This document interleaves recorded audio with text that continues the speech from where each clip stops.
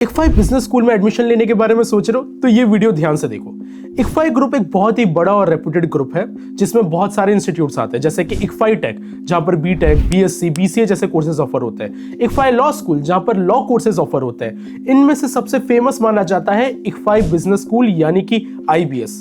पूरे इंडिया में आईबीएस के टोटल 9 कैंपसेस है। हैदराबाद, मुंबई, बैंगलोर, गुड़गांव, पुणे, अहमदाबाद, कोलकाता, देहरादून और जयपुर। हर कैंपस की अपनी अलग स्पेशलिटी है।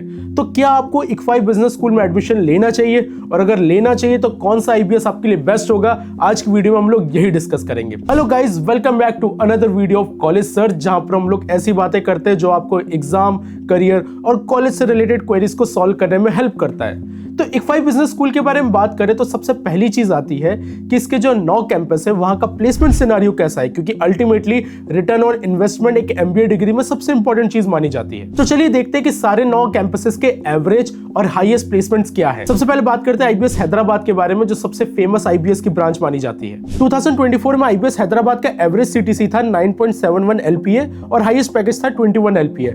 वहां पर आईबीएस मुंबई का एवरेज था 8.03 एलपीए और हाईएस्ट था 20 एलपीए। आईबीएस बैंगलोर में एवरेज था 7.41 और हाईएस्ट था 13.50। आईबीएस गुड़गांव का एवरेज 7.48 और हाईएस्ट 26.19। आईबीएस पुणे का एवरेज पैकेज था 7.59 और हाईएस्ट पैकेज था 12 एलपीए। आईबीएस अहमदाबाद का एवरेज सीटीसी था 7.79 और हाईएस्ट पैकेज था 12 एलपीए। आईबीएस कोलकाता का एवरेज था 6.70 और हाईएस्ट पैकेज था 10 एलपीए। आईबीएस देहरादून का हाईएस्ट पैकेज था 37 एलपीए पर एवरेज पैकेज 6.53 था, और आईबीएस जयपुर का एवरेज सीटीसी था 7.27 एलपीए और हाईएस्ट पैकेज था 20.5 एलपीए। तो ये सारे 9 आईबीएस के कंपैरिजन था। अगर हम लोग हाईएस्ट पैकेज की बात करें तो आईबीएस देहरादून का हाईएस्ट पैकेज ज्यादा दिख रहा है, लेकिन हम लोगों को सिर्फ हाईएस्ट पैकेज नहीं देखना है, हमको एवरेज पैकेज भी देखना है, क्योंकि आईबीएस देहरादून का एवरेज पैकेज उतना अच्छा नहीं है जितना बहुत सारे आईबीएस के अलग अलग ब्रांचेस का है। अब एमबीए की बात करते हैं तो वहां का कैंपस बहुत इंपॉर्टेंट है। तो चलिए आईबीएस के सारे ब्रांचेस के कैंपस के बारे में समझते हैं। आईबीएस हैदराबाद का कैंपस 91 एकर्स का है, जहां पर 2000 सिंगल सीटेड रूम्स है बॉयज के लिए और 1200 गर्ल्स के लिए फैसिलिटीज है, जिसमें स्पोर्ट्स कॉम्प्लेक्स है, कैफेटेरिया है, जिम है, रिक्रिएशनल एरिया है और पूरे कैंपस में वाईफाई आपको मिल जाएगा। इसके बाद बात करते हैं हम लोग आईबीएस बैंगलोर के बारे में, जहां पर अप्रोक्सीमेटली 15 एकर्स का कैंपस है और ये सारी फैसिलिटीज आपको उधर भी मिल जाएंगी। आईबीएस देहरादून का कैंपस 25 एकर्स का है, जहां पर अगेन आपको library, academic blocks, recreational facilities और ये सारी चीजें जो आईबीएस हैदराबाद के लिए बताई थी मिल जाएगी।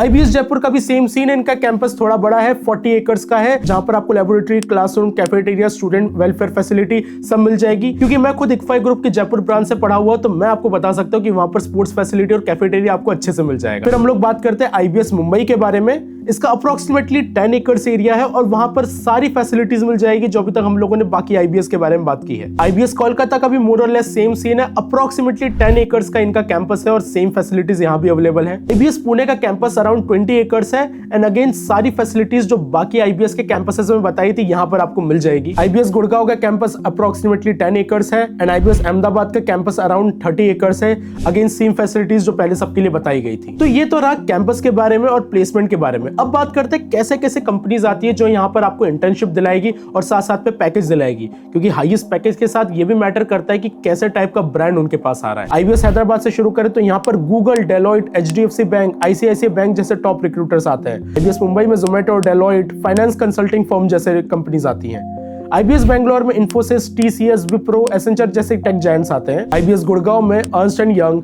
ब्लैक रॉक, जोमेटो और ऐसे बहुत सारी कंपनीज आती है। आईबीएस पुणे में इन्फोसिस, एचडीएफसी बैंक और मिड साइज फर्म्स आती हैं।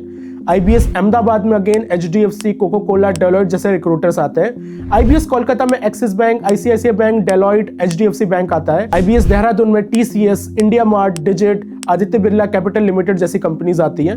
और आईबीएस जयपुर में HDFC bank, ICICI bank, TCS and local recruiters वहां के जो जयपुर के वो लोग भी आते हैं। यहाँ पर एक चीज मैं बता देता हूँ कि एचडीएफसी बैंक का आईबीएस के साथ एक अच्छा कोलैबोरेशन है। इसका मतलब यह है कि इनके ऑलमोस्ट सारे ब्रांच में एचडीएफसी बैंक तो आएगा ही प्लेसमेंट के लिए। अब एक बहुत ही इंपॉर्टेंट फैक्टर होता है जो कई लोग कंसिडर नहीं करते हैं। लोग एवरेज पैकेज तो देख लेते हैं और साथ साथ में हाईएस्ट पैकेज देख लेते हैं, लेकिन वहां के टॉप 10% स्टूडेंट्स का कैसा पैकेज जा रहा है ये जानना जरूरी है, क्योंकि हाईएस्ट पैकेज कई बार बहुत ज्यादा जा सकता है और एवरेज पैकेज शायद उस चीज को जस्टिफाई ना कर सके। तो टॉप 10% का एवरेज जानना बहुत जरूरी है। तो सबसे पहले बात करते हैं आईबीएस हैदराबाद के बारे में, जहां का टॉप 10% का एवरेज है 14.75 एलपीए। आईबीएस मुंबई का है 13.56, बैंगलोर का है 10.50, गुड़गांव का है 12.09, पुणे का है 10.41, अहमदाबाद का है 10.50, कोलकाता का है 8.77, देहरादून का है 11.80 और आईबीएस जयपुर का है 11.71।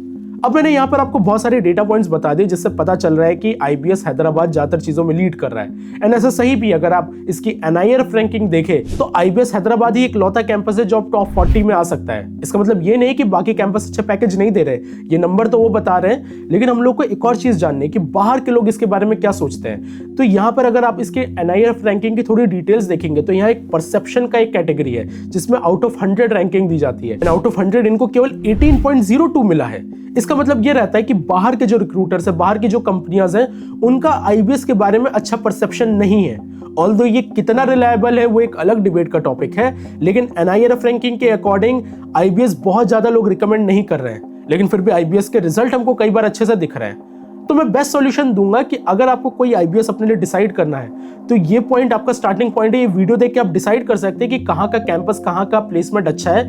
लेकिन फिर मैं आपको रिकमेंड करूंगा कि आप लिंक्डइन पे जाके वहां के स्टूडेंट से कनेक्ट हो जो वहां पढ़ रहे हैं या फिर जो वहां के अलुमनाई है, और सिर्फ एक या दो से नहीं बल्कि बहुत सारे स्टूडेंट से कनेक्ट हो और उनसे बात करके फिर आपको डिसीजन लेना है कि आपको आईबीएस में एडमिशन लेना है या नहीं लेना है। आई होप आपको आज की वीडियो पसंद आई हो। इस वीडियो को लाइक करें, शेयर करें, कमेंट करके बताइए कि आईबीएस के बारे में आपका क्या कहना है, नेक्स्ट कौन से टॉपिक पे आपको वीडियो चाहिए।